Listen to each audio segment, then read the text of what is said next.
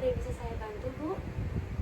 Ini Bu, saya di sini ingin melakukan pemeriksaan gizi pada saya Bu, karena saya hamil. Oh, baik. Kalau begitu, di sini saya akan menjelaskan tujuan terlebih dahulu ya, Bu.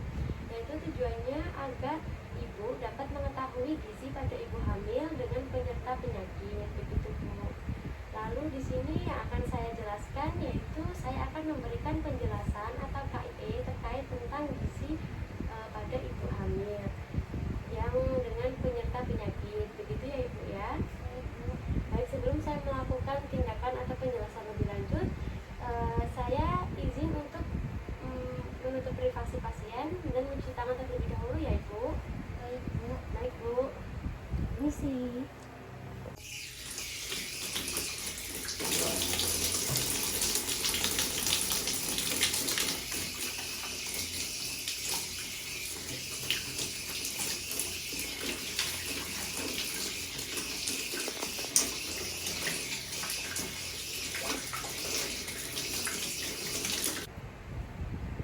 Baik, di sini saya akan bertanya dulu kepada Ibu, ada masalah atau keluhan apa ya yang sedang Ibu hadapi saat ini? Saya mau menikah Bu. Baik, kalau begitu sebelum saya menjelaskan, saya akan bertanya, apakah Ibu pernah mendengar tentang nutrisi ibu hamil dengan penyerta penyakit? Tidak pernah Bu. Baik, kalau begitu sebelum saya melakukan tindakan atau penjelasan, saya izin untuk mendata Ibu terlebih dahulu ya Ibu ya. Baik Bu. Apakah Ibu sebelumnya pernah datang ke sini? Belum pernah Bu. Baik. Nama Ibu siapa ya Bu ya? Nama saya Clara Bu. Usianya? 24 tahun. Umur kandungannya berapa ya Bu? 1 bulan Bu. Alamatnya Ibu di mana? Saya lagi sana.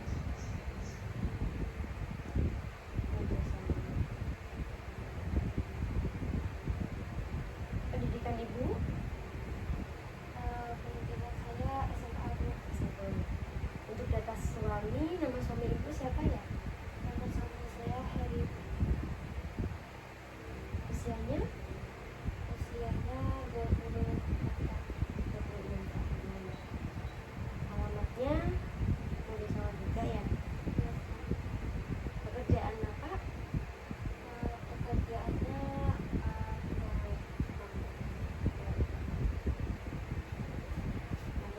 Data Ibu sudah masuk di sini ya Ibu ya. Lalu di sini langkah selanjutnya saya akan menjelaskan tentang nutrisi pada ibu hamil dengan penyerta penyakit. Di sini ada beberapa gizi ibu hamil dengan penyerta penyakit. Yang pertama yaitu dengan kondisi hiperemesis gravidarium. Nah, hiperemesis gravidarium adalah mual dan muntah di masa kehamilan dengan frekuensi serta gejala yang jauh lebih parah dibandingkan dengan morning sickness. Gejala pada biasanya muncul sepanjang hari, bukan di pagi hari saja. Ada beberapa penderita hiperemesis gravidarium yang mengalami mual hingga 50 kali dalam sehari. Itu ya Bu. Dan ada pula cara menghindarinya, yaitu dengan memenuhi kebutuhan nutrisi di masa kehamilan. Ada beberapa untuk menghindarinya. Yang pertama, untuk memenuhi kebutuhan vitamin B6.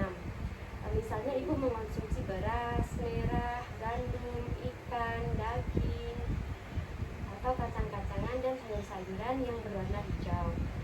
Gunanya yaitu untuk mengendalikan rasa mual dan muntah Ibu agar tidak semakin parah, begitu ya Bu ya. Lalu yang kedua, ada konsumsi makanan yang tinggi karbohidrat, yaitu ada pasta, roti, biskuit, atau sereal, begitu ya Bu. Lalu yang ketiga, ada pula pilihan makanan yang tinggi energi, misalnya yogurt, mentega, dan atau susu. Kalau Ibu tidak suka, Ibu dapat mencampurkannya dengan buah. Untuk mentega, Ibu bisa memasak sayuran atau masakan Ibu dengan menggunakan mentega, begitu ya Ibu ya. Lalu yang kedua, di sini ada kondisi ibu hamil dengan anemia. Anemia merupakan sel darah merah yang tidak ibu miliki dengan cukup sehat untuk mengangkut oksigen ke jaringan ibu dan juga kepada janin.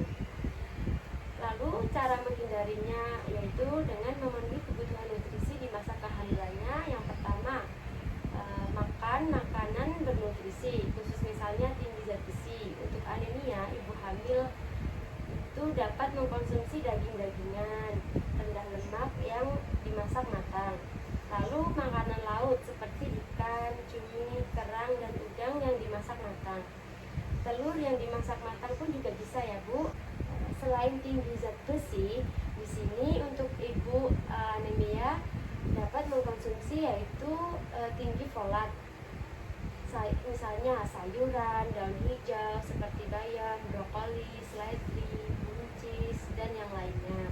Lalu untuk buah-buahnya juga ibu dapat mengkonsumsi seperti jeruk, alpukat, pepaya, pisang, dan sebagainya ya. Lalu yang kedua, ibu harus mengkonsumsi vitamin C lebih banyak, misalnya sayur dan buah tinggi vitamin C. Yang ketiga yaitu minum suplemen zat besi, yaitu vitamin B12 dan asam folat sebagai tambahan vitamin prenatal. Begitu ya ibu ya. Itu dengan kondisi anemia. Lalu yang ketiga ada ibu hamil dengan kondisi sembelit. Penyebab sembelit ini adalah peningkatan hormon progesteron yang merenggangkan otot di tubuh, termasuk pada saluran pencernaan. Kondisi ini mengakibatkan makanan lebih lambat melewati usus. Adapun cara menghindari sembelit yaitu dengan memenuhi kebutuhan nutrisi di masa kehamilan. Yang pertama, saat bangun di pagi hari, ibu harus rutin minum 1 gelas air hangat dengan lemon. Yang kedua, ibu harus minum 1 sendok makan minyak kelapa atau minyak zaitun sebelum atau setiap kali makan. Yang ketiga, makan pada buah segar seperti apel dan pir beserta kulitnya. Lalu yang keempat, ibu harus minum 1 sendok makan tebu dan madu setiap hari. Yang kelima, minum probiotik setiap hari. Dan yang keenam, ibu harus menghindari minuman yang berkafein. Meskipun awalnya kopi itu bisa membantu buang air besar, namun itu bersifat diuretik.